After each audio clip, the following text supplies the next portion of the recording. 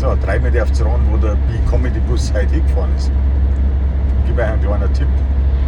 Das Auto ist jetzt voll mit 640 Kilogramm wertvollster Fracht.